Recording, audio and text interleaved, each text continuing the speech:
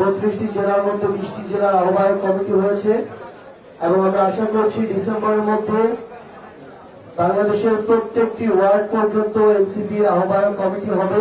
কয়েকদিন আগে আবারও মাঠে গিয়ে আপনারা জিতে আসবেন, যেটা আপনারা পূর্বে করতে পেরেছিলেন। আপনাদেরকে আমরা বলতে চাই যে সময় থাকতে আপনারা মাঠে গিয়ে জনগণের কথা শুনুন। আপনাদের সবাইকে আমাদের জাতীয় নাগরিক পার্টি এনসিপির পক্ষ থেকে সংগ্রামী শুভেচ্ছা।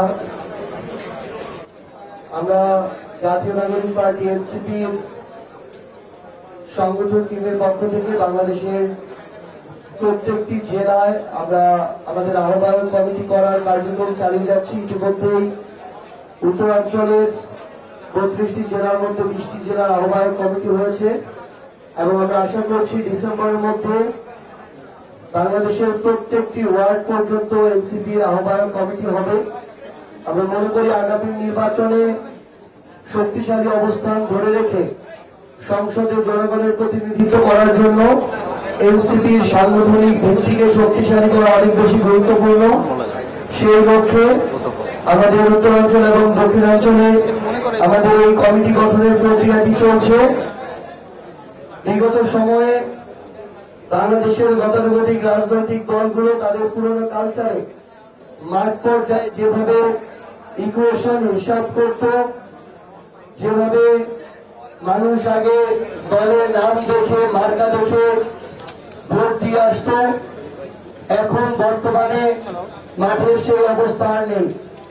এখনো যারা পুরাতন রাজনৈতিক কালচারের উপর আস্থা রেখে মনে করছেন যে শুধুমাত্র নির্বাচনের কয়েকদিন আগে আবারও মাঠে গিয়ে আপনারা জিতে আসবেন, যেটা আপনারা পূর্বে করতে পেরেছিলেন, আপনাদেরকে আমরা বলতে চাই যে সময় থাকতে আপনারা মাঠে গিয়ে জনগণের কথা শুনুন।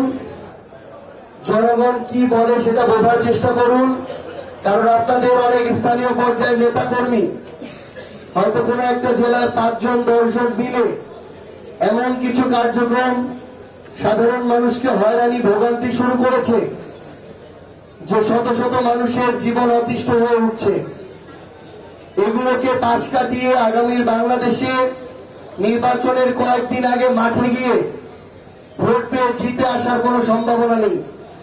আমরা আপনাদেরকে আহ্বান করব, আপনারা মাঠে যান এবং আমরা আমাদের জায়গা থেকে এনসিপির যারা নেতাকর্মী আছেন তারা যেভাবে মাঠে যাচ্ছেন কাজ করছেন, আমরা আশাবাদী যে আগামীতে মাঠ পর্যায়ে বাংলাদেশের মানুষ আর কোন দল কিংবা মার্কার প্রতি অন্ধ থাকবে না। সেই সময় 24-এর অভ্যুত্থানের মধ্য দিয়ে শেষ হয়ে গিয়েছে এবং আমরা প্রত্যাশা করছি যে আগামীতে মানুষ ওই বয়সের মধ্যে সীমাবদ্ধ থেকে, মার্কার মধ্যে সীমাবদ্ধ থেকে, পুরাতন দলের মধ্যে সীমাবদ্ধ থেকে কাউকে বিজয়ী করে আনবে। এই সময় শেষ হয়ে এসেছে। আমরা মনে করি যে মানুষ এখন আর কে কত বড় পরিবারের ছিল, কার রাজনৈতিক ব্যাকগ্রাউন্ড কত বড় ছিল, এগুলোর দিকে না তাকিয়ে জনমুখী যারা নেতৃত্ব রয়েছেন তারা তরুণ প্রজন্মের প্রতিনিধি হলেও তাদেরকে সামনে রেখে তাদের উপরে আস্থা রেখে ব্যালট বিপ্লবের মধ্য দিয়ে আগামী সংসদে পাঠাবেন।